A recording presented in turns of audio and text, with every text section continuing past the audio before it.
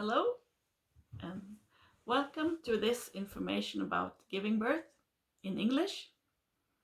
I will try to speak clearly and slowly, as I suspect some of you might not be native English speakers, and also so you might understand me anyhow. My name is Kristin Forsberg. I'm a midwife at the Community Health Service Center in Horten municipality in Norway. I will try to explain the principles of giving birth and what you can do to make it better, what you should bring to the hospital, when you should call the hospital, things like this. Right now I'm working at this community center, but before I've been working at the birth ward. So I've been with a few ladies giving birth, so I think I know a bit about it. It might be a good idea to have something to make some notes on a paper or something, so that you can bring this to your midwife or to me later. So maybe we could answer questions if there's something that I'm not saying that aren't quite clear, or something else you want to talk about. Because of course I will not be speaking about everything that can happen in a birth. Okay, the first part is the principles of birth. The fetus, the baby, is inside a big sac, a big bag of muscles called the uterus.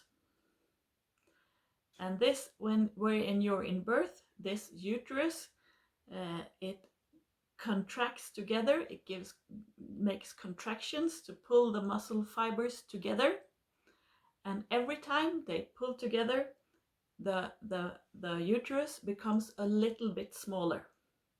So the muscle is pushing the baby downwards. So it's actually the baby's head making a room down in the cervix and the vagina to come out because of the push from the top of the uterus. You might feel these contractions also when you're pregnant. In English, they're called Braxton Hicks contractions, or in Norwegian, kinnere. And when you have this while you're pregnant, you have the same sensation that the muscle is contracting, and you feel it like your stomach is getting really hard, like a stone, and then it let goes. And in that case, when you're pregnant, when you have these Braxton Hicks, they don't make the uterus smaller. They only pull it together and then they let go totally. But this changes when you're in birth. These contractions you have when you're in birth, they last about 60 seconds, sometimes 76 seconds. In the start they will be shorter, of course, and they will be increasing during the course of the birth or labor. This is what makes giving birth to a baby possible, because when you have these contractions, you have pain, but it only lasts for a minute, and then you have a break. In the start, the pause or the break between the contractions will be quite long. In the middle of the birth, they will probably be quite short, maybe just 1 or 2 minutes, but you will be normal you. You will not have pain in this period in between them, and you will be able to speak and say you want this or want this. And that's the reason that people go on having babies, I think, because it's not a continuous pain. It's pain that comes and goes, and you have breaks. The contractions, they make the opening of the uterus bigger. This lower part of the uterus is called the cervix in English, mormun på norsk, and the cervix is closed during the pregnancy, and when you're in birth it opens to 10 centimeters, and that's when the baby can start moving downwards, and in a while you'll be able to push your baby out. I will talk much more about the mental thing about having a baby, but it's very important to remember from the start is that when you feel safe, that you're the one having the baby, you feel safe, you feel calm, you know what's happening. If you have this sensation that you feel okay, that makes everything go so much better. So that's a good reason for watching this film and for being a bit prepared and for speaking out, talking to the people at birth when you're there. I will talk much more about this. In Norway, most people have their babies at a hospital, and in general you are free to choose which hospital.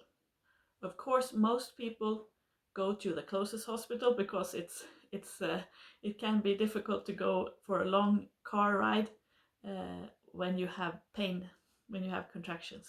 So most people in our district, they go to Tønsberg sykehus, Tønsberg Hospital, but you can, in principle, you can choose where you want to go, but you have to contact them ahead. If, for example, in Oslo, it's a bit difficult to get a place, so you have to ask them before.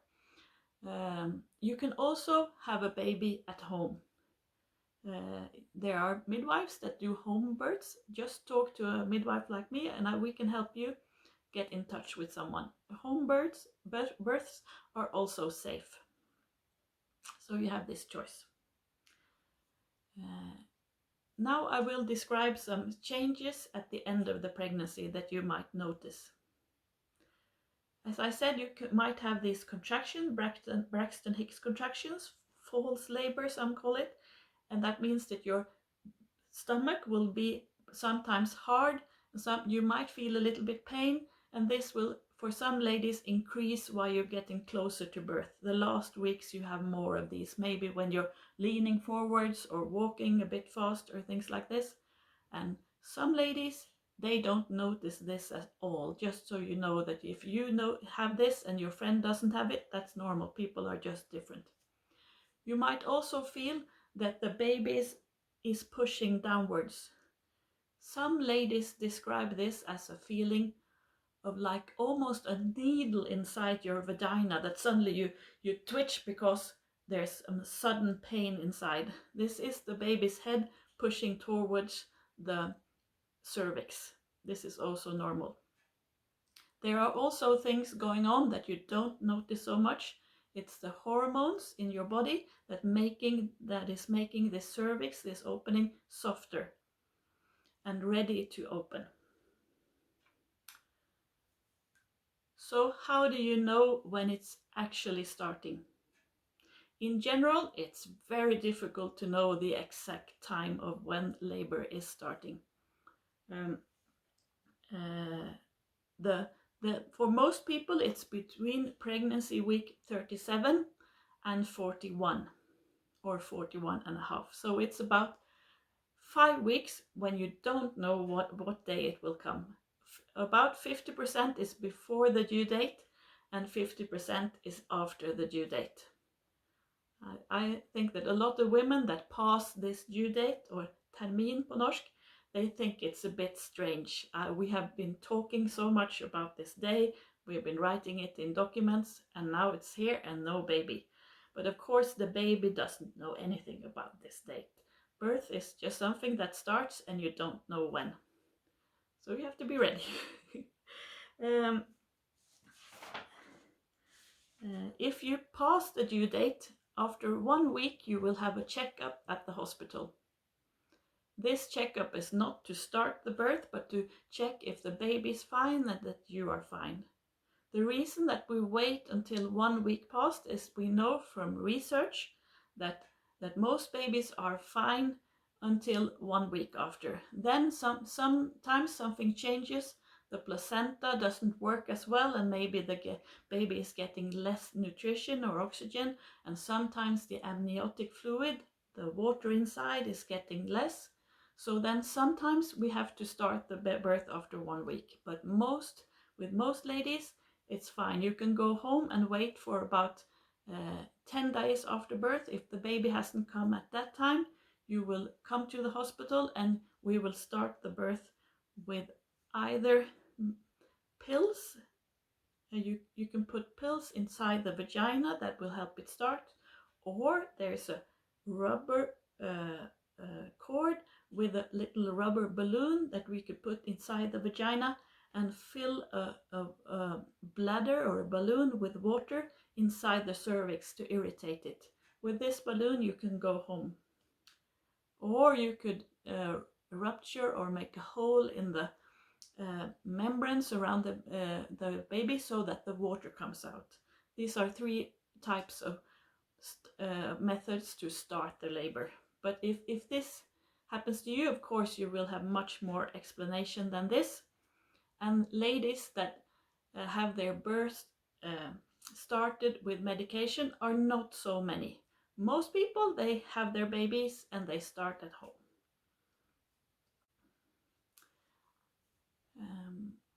Some people, some ladies write a letter or a wish list and that they give to the hospital or to the birth ward. If there's a lot of things that are really important to you, your midwife, me, or the other ones, they can help you also transfer this letter to the hospital so they can read it before you come.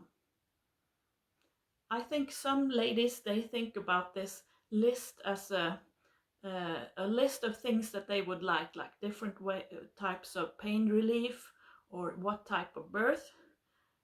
And I think this list, that sort of list, maybe doesn't have such a huge effect, because most people don't know how their birth will be. At least if you have your first baby, you don't know if you will have a lot of pain or it will be quickly or faster, or how you will feel the pain. So there's some other things that are maybe more important to write in this letter. First, you need to maybe write something about your thoughts about birth. Maybe you have a relative or a friend that's told you a lot of things about birth that made you really scared, things you're scared about, and you think, what if this happens? That this will be terrible for me. If you have something that you're really anxious or worried about, something you've been thinking about, please write that so we know, so we can explain how we prevent this from happening. Or if you have some experience before in your life that made you and your body really, vulnerable, or you think this will be a problem for me, if something in your history might influence birth, this is also very important for us to know.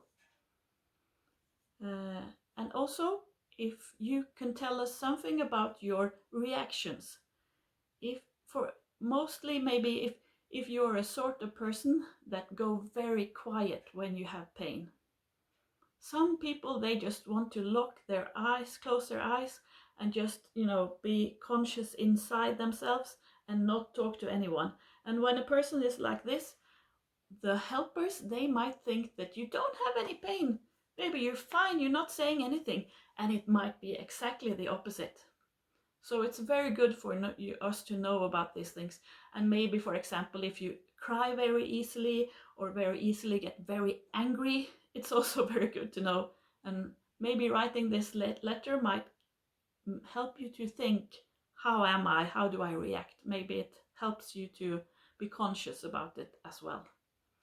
And this letter, it's a good help, because the people that you will meet at the birth ward, they don't know you. They don't know the normal you. They don't know how you look when you change, if you get scared. Of course, your partner or husband that will become with you will know, but these letters are a really good help. And also you can write if you really want to breastfeed a lot, or if you want your husband to sleep over if it's possible. Other wishes are of course welcome, or if you want to write that I want all the pain relief possible, or write what you want. But these things about you as a person are maybe the most important. Now I will talk about what you should bring to the birth ward. Some people, they think a lot about what they should pack and bring in this bag. It's not really that important. You don't need any magic things. You could do it while the birth is starting. But you need the papers from the pregnancy. The paper that we've been writing on while you've been seeing me or the doctor, the hälsokort. And you need also copies from your blood tests. You know that it says where it says that you have A blood type A or B or 0, O, or if you're Rh negative or positive.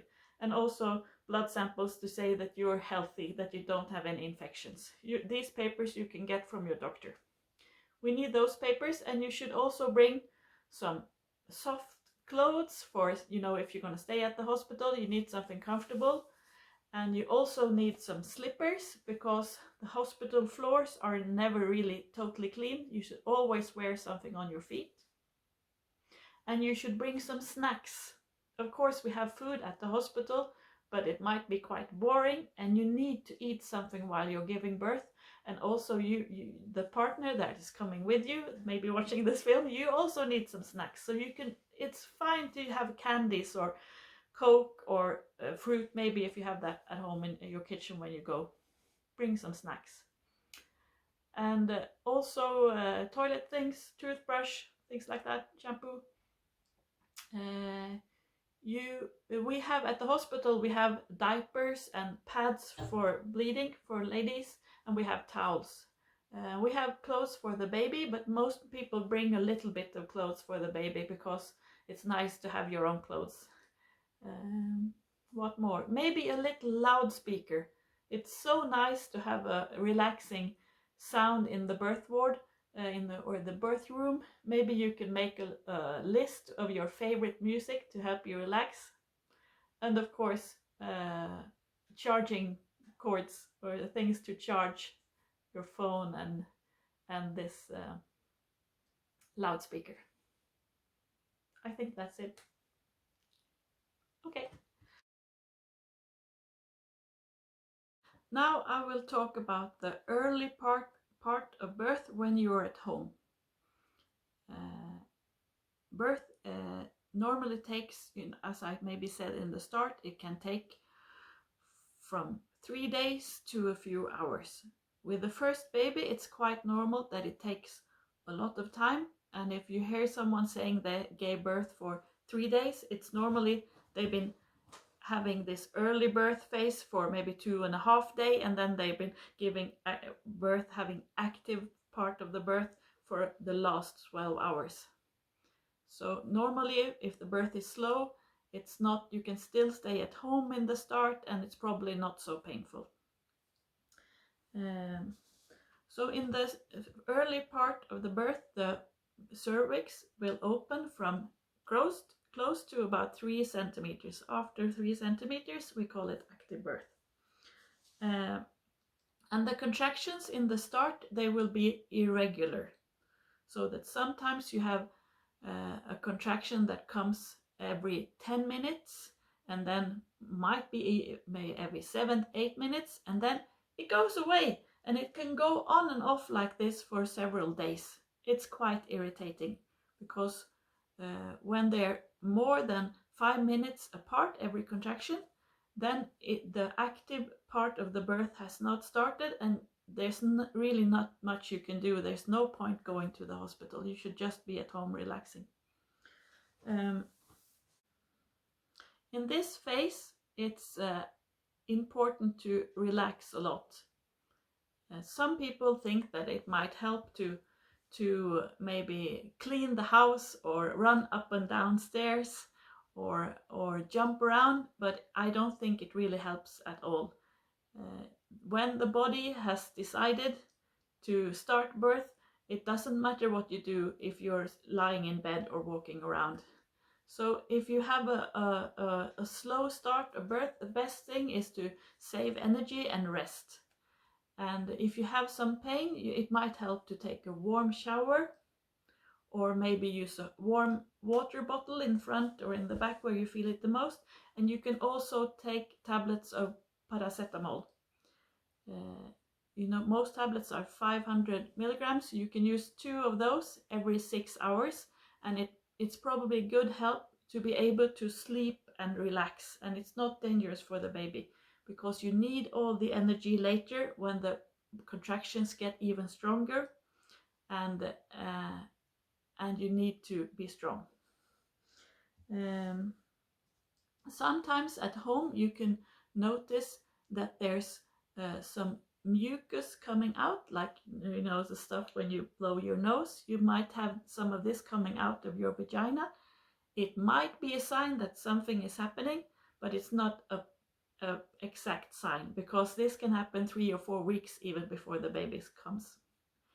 A sign that is a little bit better is that if you're bleeding a little bit, if you're going to the bathroom, maybe peeing, and you can see on the paper there's a little bit of blood, that's a good sign of that the cervix is actually opening. Sometimes there's a bit more blood than this. Sometimes it's almost like a menstruation, like a period. In that case, you should call the hospital and they will want to check you. But this is mostly also normal.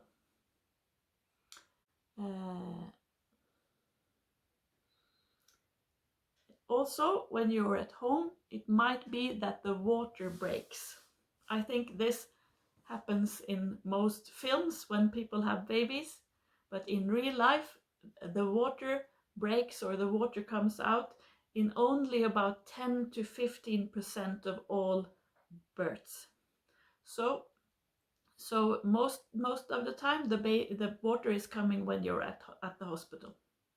But if you're at home and you're suspecting that the water has been coming, you should call the hospital. There's quite a lot of ladies that think the water has been coming, but then it's often just extra amount of discharge, the liquid or fluid that comes out of your vagina. When you're pregnant, you have a little bit more of this than you do normally. If it's just a little bit, then mostly it's not the water. If the water is breaking, then you have mostly 1 or 2 deciliters, full cup coming out, and that will really make your trousers wet. You will notice this, and when you stand up, mostly there's more water coming. There's a full liter inside your uterus, so mostly the water is quite big amounts. If you call the birth ward and say your water has broken, they will say that, oh, you should come for a check. If it's nighttime, you could come in the morning, it's no hurry. And if you come in and they check that everything is normal, you can go back home, and mostly the contractions will start during the next 24 hours. If the contraction doesn't start, they will help you start it after about 1 day or the next morning. Sometimes the water has some color. It might be yellow or brown or green.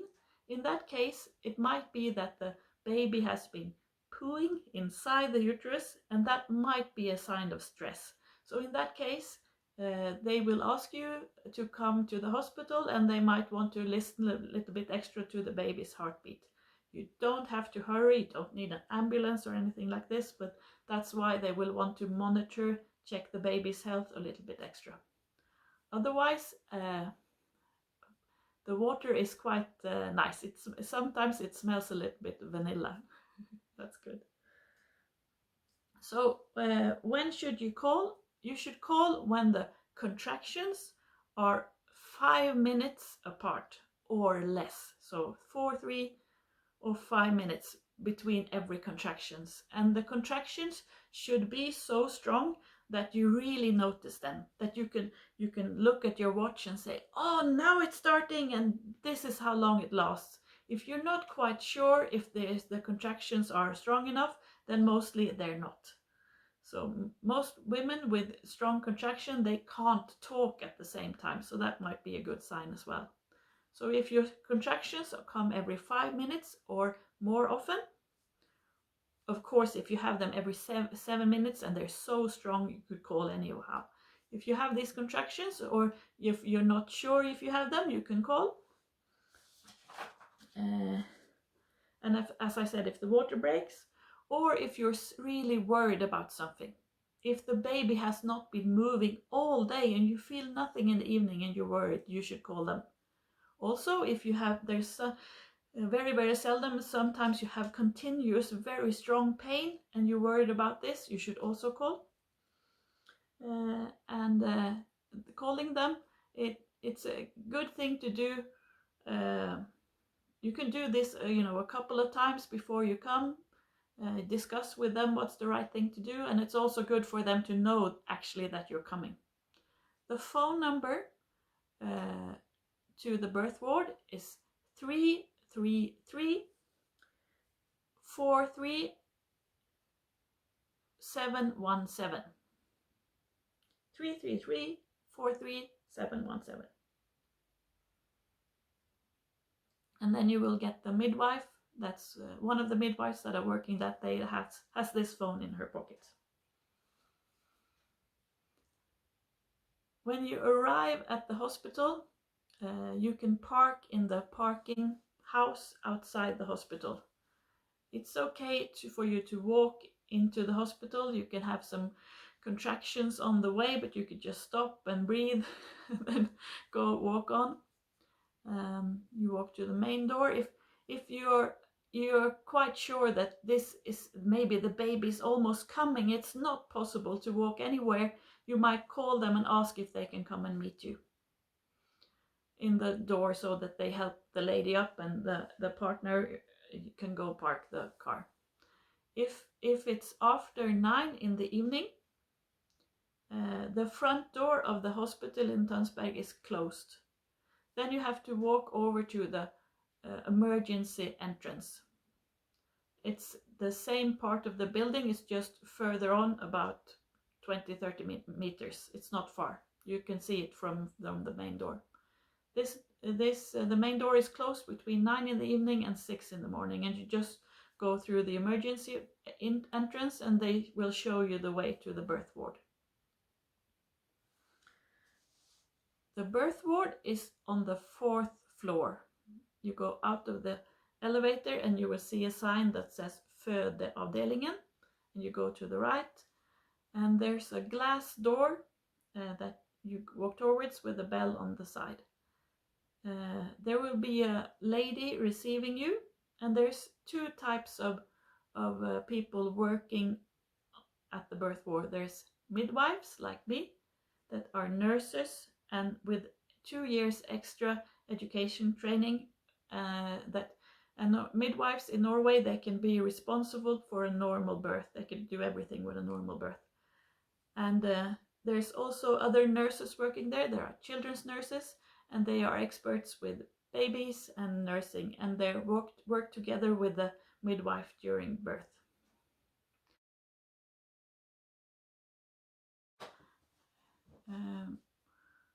When you come into the birth ward, we normally use the small rooms that are on the right hand side, and you go in there together with the midwife, and they first, you sit down and you talk about what's been happening at home, how you feel.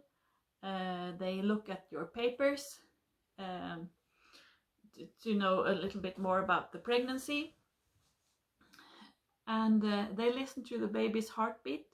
You could either do that by some electrical cords that you monitor, that you put on the outside of the stomach or the uterus, that one for measuring the baby's heartbeat and one for measuring the contractions. You can either use this monitoring method.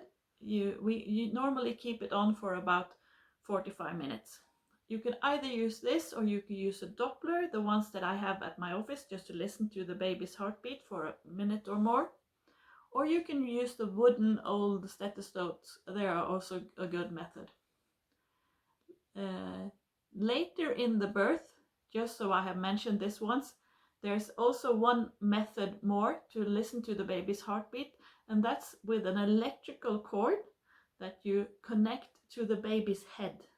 You do it inside the vagina, so that this electrical cord on the baby's head can be attached to a computer, a machine that can register the heartbeats of the baby, and also how the heart is beating, the AKG, ACG. We often use this if there's a complication, or if you have epidural, or for some reason we want to be 100% sure that everything is fine. With this type of monitoring of the baby, you can't go so far from the machine. You can't lie in the bathtub, I think. But they will explain more if you need this. But now we're back to the waiting room, or to the entrance room when you come there. When they check that the baby is fine and talk to you, they will check what's happening with the cervix. Are you in actual active labor or not? And when they check this, you lie in a bed and they use 2 fingers with a hand with a glove on and some gel, and they carefully put the fingers inside the vagina and measure the opening of the cervix. And this is how we really know if the birth has started, because sometimes it happens that ladies are quite sure that it has started. They have a lot of pain and had a lot of pain for a long time. And then they come in and it turns out it's not opening at all. This happens now and then. And of course we don't send people home that are in strong pain and have, really worried, but often now and then the people come in and they say, okay, we understand, and they go home for a while more. But if this cervix has started opening and it's 3 centimeters or more and you have regular contractions, then you're in active labor. Then we will start planning to move you to one of the bigger rooms that we call a birth room. But there's one more thing first before we move you to the other room, and that is to offer you an enema. I think it's called this in English. It's a liquid tube that you can put in the bottom, in the rectum, and it's to make you poo or have stools, to go to the toilet before you start the active phase of birth. This is because often when you push the baby out, you often push out some poo as well, and that makes many ladies a bit embarrassed. We that work with this with the births, we don't care so much. It's quite normal, but for most ladies they're a little bit embarrassed, so many people want to have this, and we can help you put in the tube. It's a bit difficult when you have contractions in your pregnancy. Of course, some people have been running to the toilet already at home, so they don't need this, but we will offer you, and check your blood pressure as well. Then we move you to the bigger rooms, the birth rooms. In these rooms, there you have your own bathroom with a bathtub, so there's possible for all women to lie in the bathtub.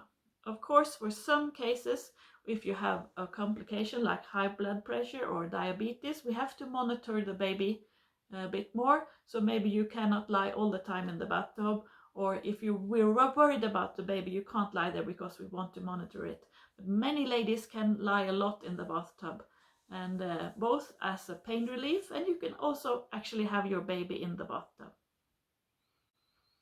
And in this room, it's good that you try to make it a bit like your territory. Spread your things around a bit, put on the radio or use your loudspeaker. There will be personnel coming in and out, but it's also your space, so they will be knocking before they open the door, and they will respect your privacy. They come and listen to the baby's heartbeat at least every 30 minutes. And of course, if you don't feel safe, if you want them to be there, they will be there all the time. And of course, in the end of the birth, they will be there. But it's also nice to be alone a little bit and talk together, you and your partner. As I said before, it's so important that you feel as safe and relaxed as you can be. Because adrenaline, it makes the birth go slower. So in this part, in the active phase, it's good that you continue asking questions if you don't feel safe, if you don't get the information you feel you need.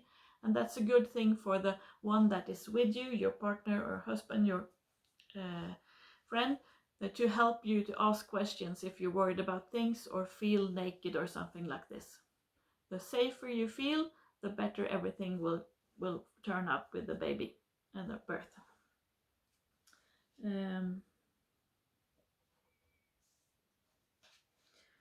When you enter the the birth room, there's a bed. And I think sometimes ladies can feel that I'm in a hospital and there is the bed. Maybe I should be lying in this.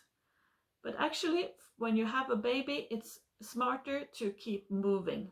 Of course, you shouldn't be walking around all the time. This will probably take several hours, but so it's good to rely and relax for a while, but it's also good to move, because when you move your hips, the pelvic bone can actually increase by 1 or 2 centimeters. So it helps the baby to come down, and also standing up, the gravity will push the baby down and help birth. So it's a good thing to do different things. Maybe sit on a ball for a while, maybe stand on your knees, maybe stand leaning over the bed. And also there's a walking chair, a thing you can stand and lean on. And maybe, as I said, in the bathtub. Moving around is, I think, your best way. And also I see some ladies that are lying in bed and they think it's a bit hard to stand up. And when they eventually do, they feel that, oh, this was so much better. And sometimes the ladies, when they're lying like this, I can see that their body is tense, that they feel that maybe now the next contraction is coming and I'm a bit scared. How will it be? Will it be very hard? And I think maybe there's something you can change a little bit with the attitude towards the pain. Because if you try to relax, it might be less painful.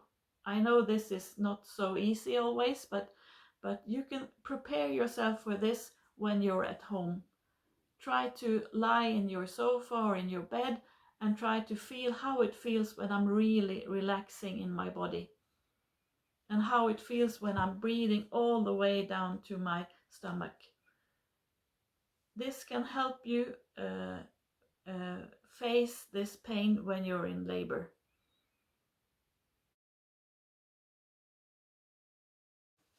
Okay, now I will describe different types of pain relief at the hospital. We normally try to offer you all the natural types of pain relief in the start. For example, we can show your partner or the one friend with you how to massage a little bit, and we also have hot water bottles, and as I said, the bathtub, or take a shower. And there's also often someone working that can give you acupuncture. That could also be good pain relief. And there's another thing called sterile water injections. It's sterile water that we put under the skin, just under the surface of the skin. And we often use that in the lower back or in the front. This sterile water, it feels like a bee sting. It's really painful for about 30 seconds, but then it can help with pain for about 2 hours. So if you prepare that it will be very painful for a short period, it might be really good pain relief.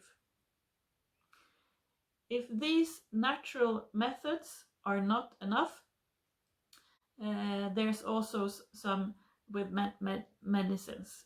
The first one is a stool pill, a pill that you get in the bottom.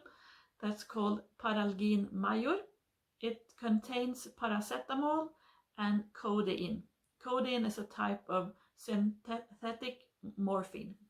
These are quite strong and they help with pain. And with these tablets, you can walk around and lie in the bathtub and just act normal. The reason why we use them, this type of pill, is because they work so quickly. The full effect is after 20 minutes. That's much quicker than you would take a normal tablet. The next option is a gas that you can use with a mask towards your nose and mouth. I think in English it's called nitrous oxide, this gas. På norsk, lystgas. This gas, it helps you relax a lot, both because you have to breathe down to your stomach to be able to get the gas into your system. And also it affects the brain both with relaxation and pain relief. When you get the mask towards your face, you need to breathe about 2 times deeply, 15-20 seconds before the effect starts coming. And then when you take the mask away, after you breathe about 2 times, the effect will be gone. So you will be totally back to normal. I think a lot of ladies have good effect of this type of pain relief, and you can use it at any time, a stage or any time of birth.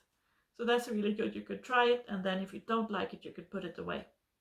Some ladies have nausea with this gas, so they feel sick, but it's only about 5 or 10%. Most just feel dizzy. And we can also regulate, the midwife can help and regulate how strong it will be. If these two, the tablet and the gas, doesn't work enough, doesn't help you enough, there's the next thing is epidural anesthetic.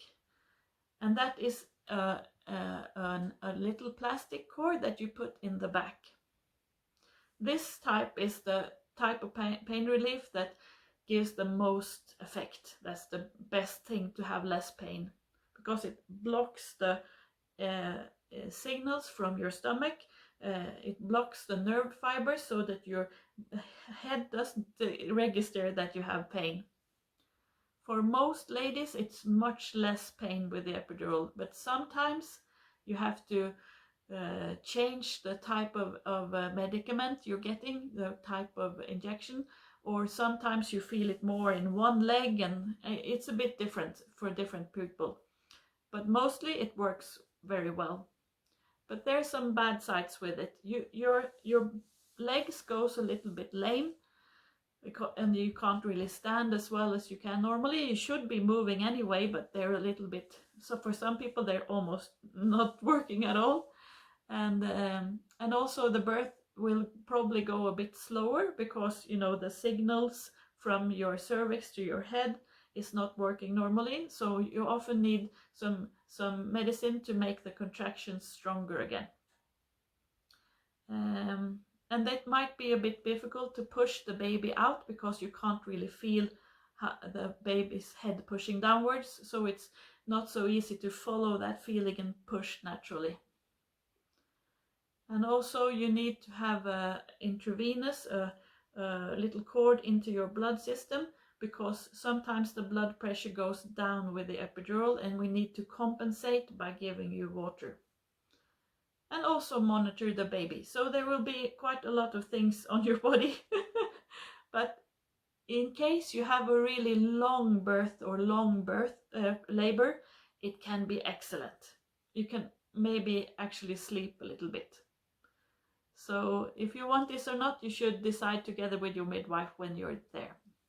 In case you decide we want this, it takes about 45 minutes from you decide until you have it and it's working. Because we have to put in this cord, and we have to measure some things, and we have to get the doctor to come. Sometimes the anesthetic doctor is busy. If there's a heart attack somewhere else in the hospital, or maybe there's a big car accident, then we have to wait. It might take some time to wait, but normally it goes quite quickly. And then when they put it in, you have to lean forwards around your stomach. It's a bit difficult, especially when you're having contractions, but it's very important that you are in the right position so that it's easy to put it in. And then what the anesthetic doctor does, he uses an injection first to give you pain relief back there, and you feel a little sting, and then you feel the pressure of the anesthetic, and then he or she takes it out and then puts in a bigger needle that you don't feel so much, but there's a little plastic cord inside it, and they put it in and take the needle away, and you will have this plastic cord taped to your back, and it will be connected to a machine. So we can give more pain relief if you need it, or set the level down so you get less pain relief maybe at the end of the birth. That's the epidural.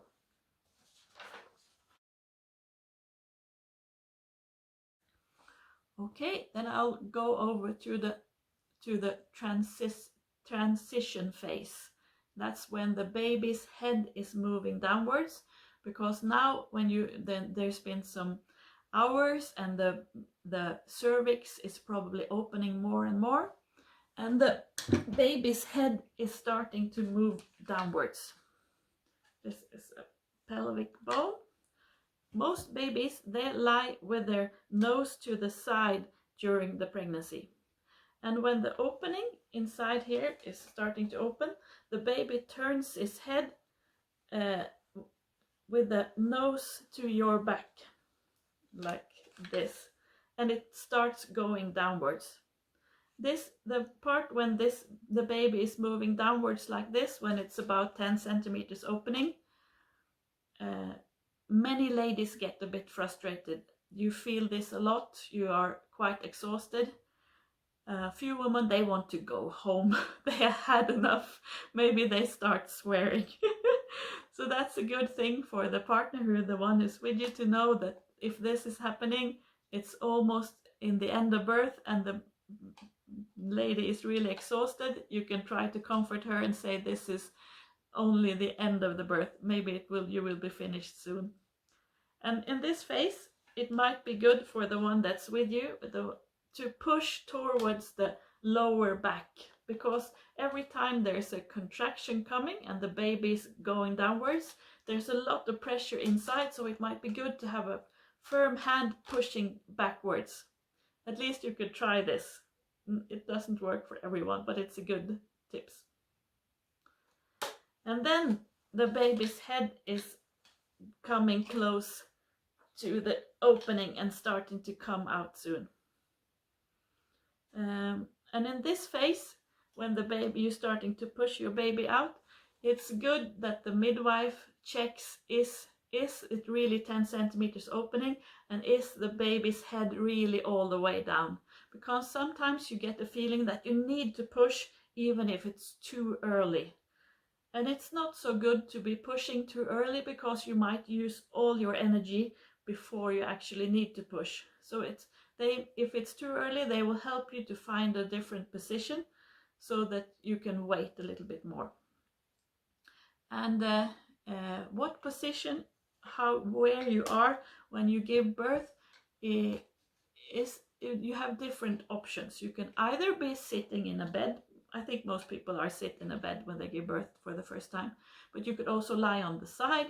You can stand on your knees. That's maybe the most biologically correct way to give birth to a baby. It's the most anatomically right way to stand on your knees. But you can also stand beside the bed or in the bathtub. And normally it takes up to an hour to push up the baby the first time. So you have time to try these different positions. Try what is best for you to get the right force to push the baby out. And I'm now saying that it might take an hour. That does not mean that you will have the baby's head coming out for 1 hour.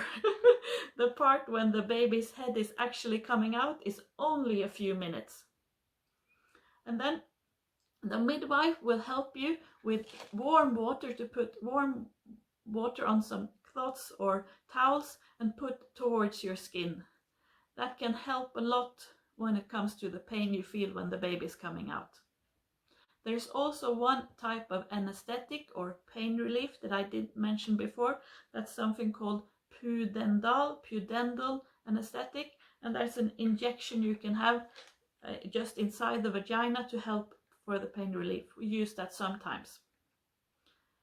And when the baby's head is actually coming out, the midwife will try to help the baby to come very slowly, because it's the speed that makes the skin sometimes rupture, so that you need to sew together afterwards. So she will try to hold both your skin and the baby's head to make the baby come really slow. And that's the smartest thing. And in this part you can also contribute. You could try not to push. If the midwife asks you, try not to push now, just try to breathe. This is very difficult, but try to do it, and you might not need any stitches afterwards. And then sometimes the baby's head comes out and you see just the head sticking out, and there might be 2 or 3 minutes before the contraction comes back and the rest of the body comes out. And that's normal.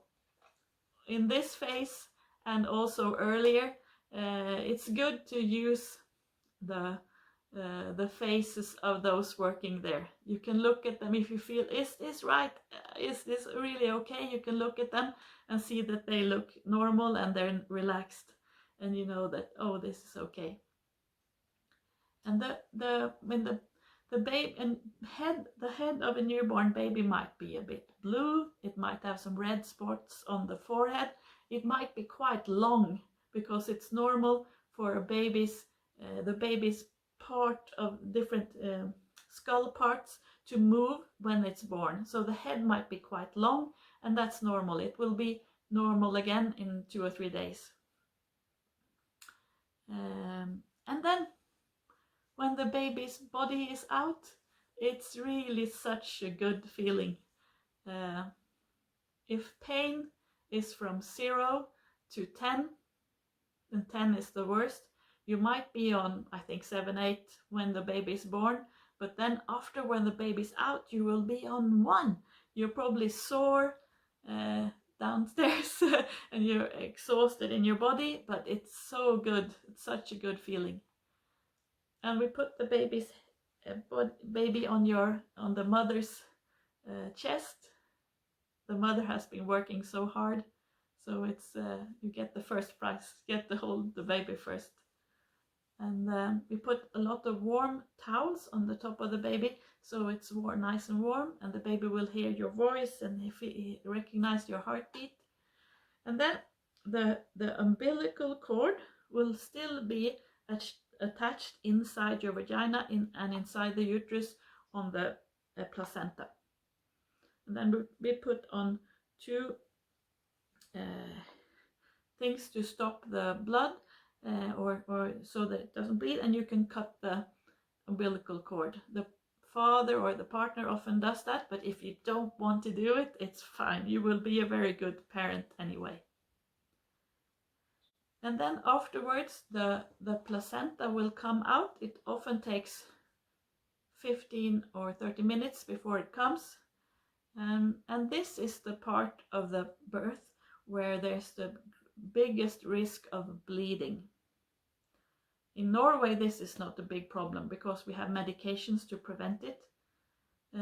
But it's if you bleed a lot, you might be so exhausted the first weeks after birth. It's really good to try to prevent this.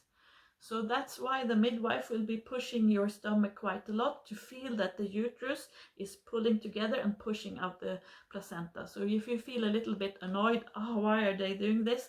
Then you know it's because they don't want you to bleed. And then the placenta comes out, and it's much easier to push out than a baby. It's about this big, and it weighs 500 grams, half a kilo. Yeah. And then to prevent the bleeding, they give you an injection in your thigh.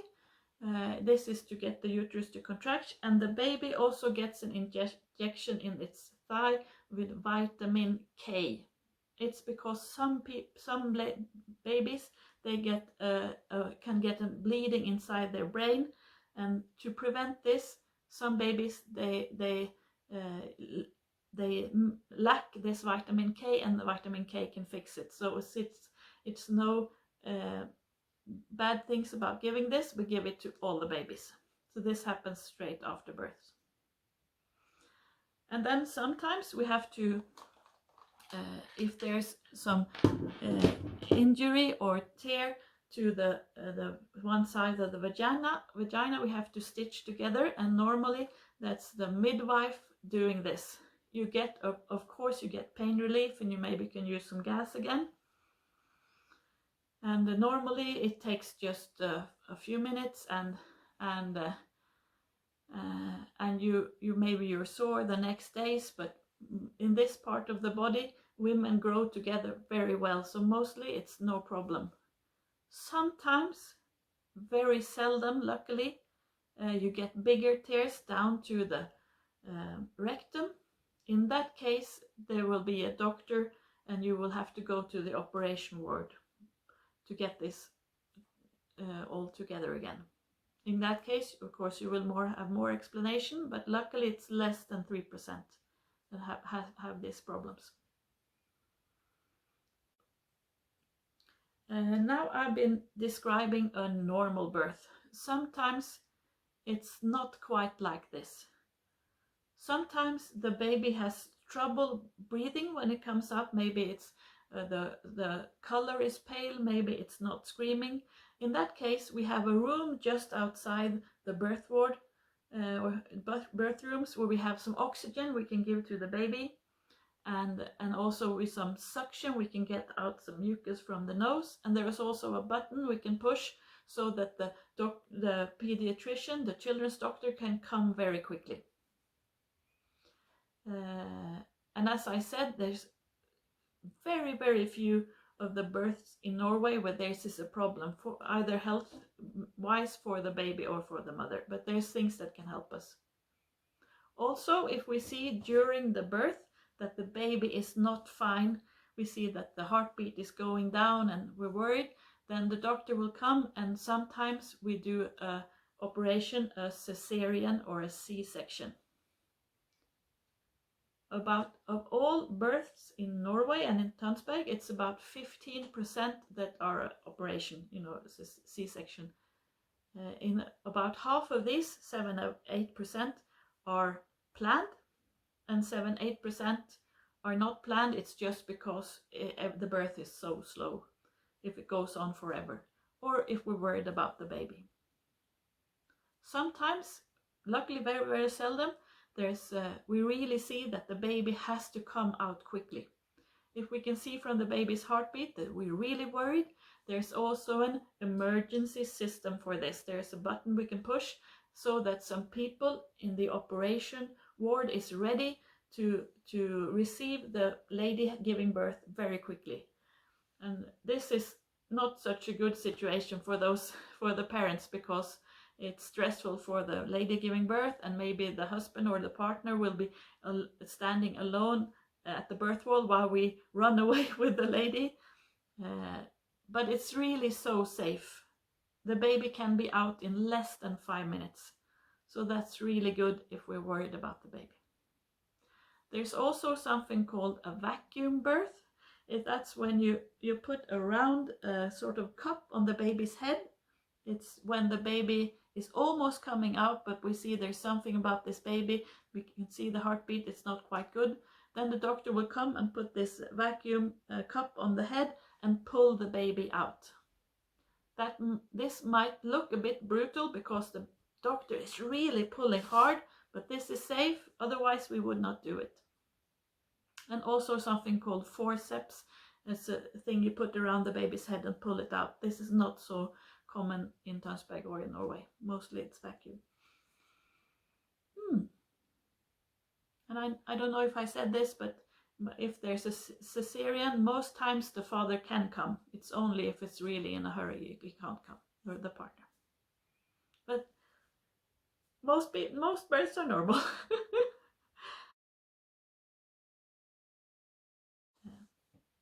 Now when your baby's out and probably lying on your chest, you stay at the birth ward for about 2 hours. That's when you have time to look at the baby, try breastfeeding. They will check the baby's weight and length, and of course the partner or the father should hold the baby. The mom should take a shower, eat something, you should both, and also she should try and urinate or pee, because we have to check this, because sometimes when you give birth the baby's head pushes towards the urine bladder and the urine tube, so it might be difficult to pee or urinate after birth. So they will ask you about this, have you peed? And they will also check with an ultrasound that you really emptied your urine bladder. If the bladder is very full, it might be stretched a lot, and that's not so good, so that's why they check this. And then you move over to the birth, to the barselavdeling, the ward where you stay after birth. And if it's your second or third baby and you really feel safe with the breastfeeding and everything, you stay for 1 day. If it's your first baby, you maybe stay for 2 or 3 days. If it's a cesarean operation, maybe even 4 days. You will see when you are there. There's some family rooms where you can both stay. The husband can, or the partner can sleep there. Right now, with the corona virus, we don't use these rooms, but you can still visit during the day. If you have this room, it will cost about 400 or 500 kroners a day or a night, and of course you will have then access to food and everything. And while you are there, we will teach you a lot about breastfeeding, nursing, and also how to change the baby's diapers, how to make the baby calm, and check that your body's okay. And also before you leave, the pediatrician, a children's doctor, will check the baby.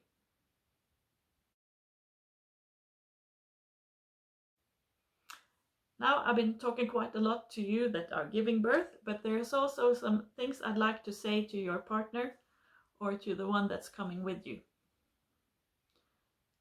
The most important thing of you being there is that you are sharing the experience, that you are doing this together, so that you have the same memories of it and you can discuss it afterwards.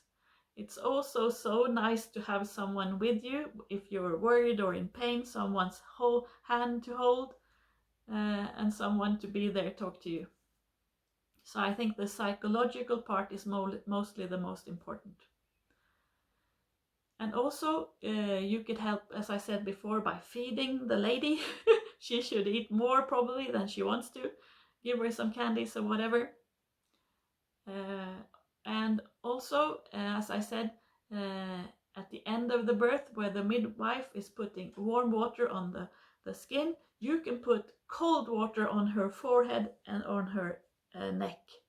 You can have a bowl of cold water with ice cubes in it, and it's so lovely to have something really cold when you're working hard.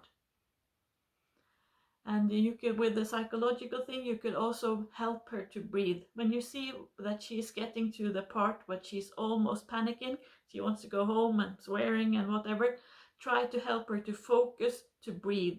Breathe all the way down to the stomach.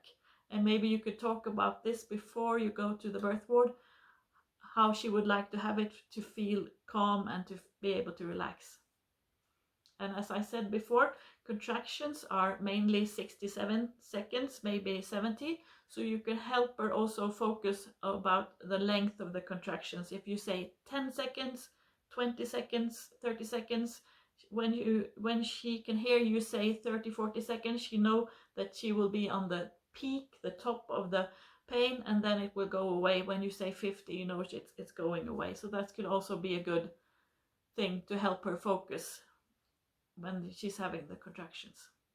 And also, if she's using the gas, you might have to help her to get it away. For some ladies, they think maybe the pain is coming back soon, maybe I should have the gas there all the time, but then they will be dizzy all the time. So it's better to take it away a little bit so that she will be back to herself and be able to talk a little bit. But it's really important that you are there, even if you might feel a little bit helpless and feel that you're not being useful, but being there is being useful. So that's really good. I think that's it. Thank you.